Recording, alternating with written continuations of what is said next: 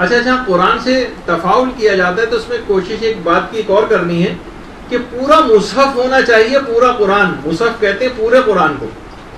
بعض اوقات ہم 5 سورہ اٹھا لیتے ہیں، کوئی ایک پارہ اٹھا لیتے ہیں اور اس کو علماء نے منع کیا، کہا کہ پورا قرآن ہونا چاہیے.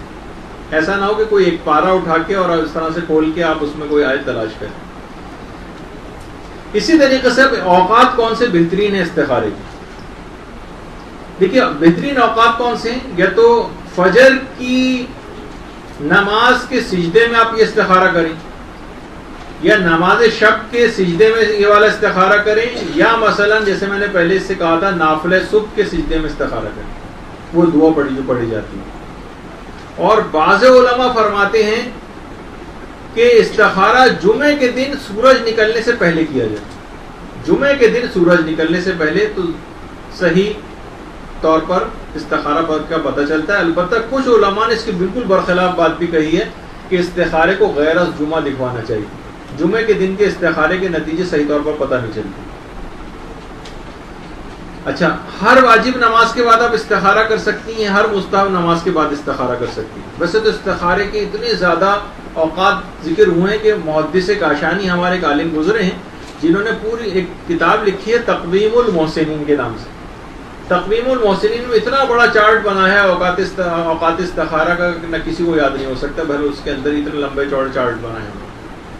تو بہرحال لیکن وہی اہم ترین وہی چیزیں کہ جو میں نے ابھی آپ کے سامنے آپ کی خدمت میں پیش کی.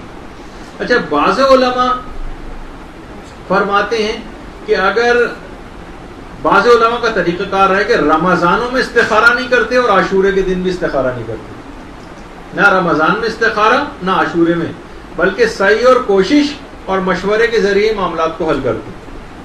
ایک تو یہ بھی پیغام ہے کہ عاشورہ خود کسی اس لحاظ سے بیٹھنے کا نام نہیں ہے بلکہ ایک عملی دن کا نام ہے، تو اس دن بھی عمل کے اعتبار سے بات ہونی چاہیے. اور اسی طریقے سے رمضان میں پورے کوشش کرنے کا نام ہے، شیطان کے مقابلے میں کھڑے ہونے کا اور تقوی پرہیزگاری میں آگے بڑھنے کا. تو اس میں بھی بستر میں بیٹھ کے کوئی چیز نہ کی جائے بلکہ دماغوں کو لگایا جائے، محنت کی جائے. تو رمضان میں اور عاشورہ میں اکثر علماء کا طریقہ کار ہے کہ وہ استخارے نہیں کرتے. اچھا، بہترین جگہ استخارے کی کون سی کہ جہاں کے نتیجے بالکل ٹھیک ٹھیک آتے ہیں؟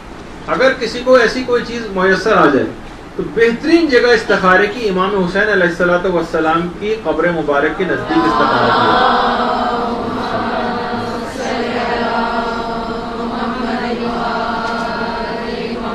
خاص طور پر بالائے سر، جس جگہ پہ سر مقدس ہے والی جگہ، اگر وہاں پر اگر استخارہ کیا جائے تو اور زیادہ بہتر ہے. اور اسی طریقے سے قبر رسول اکرم صلی اللہ علیہ وآلہ وسلم،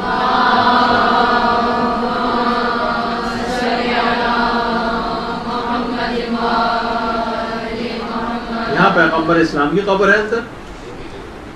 اور ویسے اور تفصیل ہے کہ کچھ 2 قبروں کی جگہ اس طرف خالی ہے، جس میں کہا جاتا ہے کہ 2 قبریں جو ہوں گی جو پیغمبر اسلام کی زہری کے الٹے ہاتھ کی طرف جو ہیں، اس میں جو جگہ خالی ایک حضرت عیسیٰ کو دفن کیا جائے گا اور خود امام زمانہ علیہ الصلوۃ والسلام کو انتقال یا شہادت کے بعد یہاں پر دفن کیا جائے گا.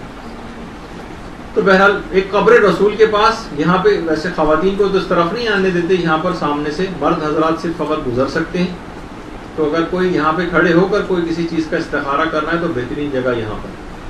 یا مثلا جہاں ہمارے چاروں ائمہ، چوتھے امام، پانچویں امام، چھٹے امام اور امام حسن علیہ الصلوۃ والسلام درود بھیجتے ہیں،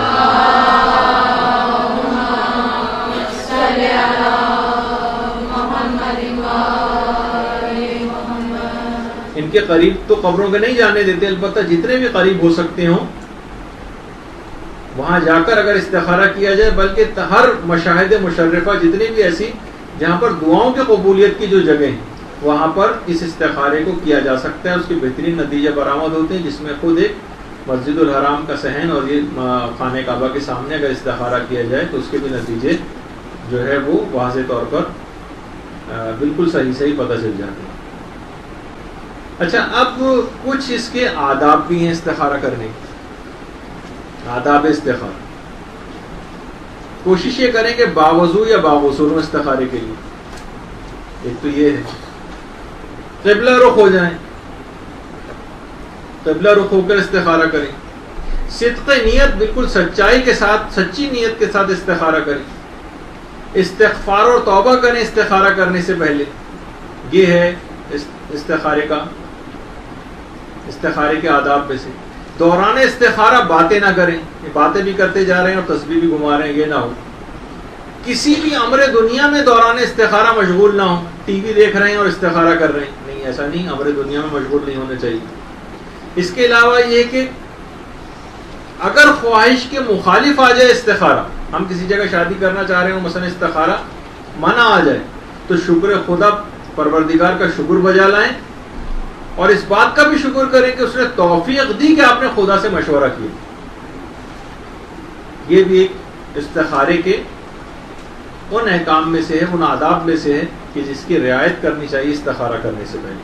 برحمتك يا أرحم الراحمين وصلى الله على محمد وآله الطاهرين.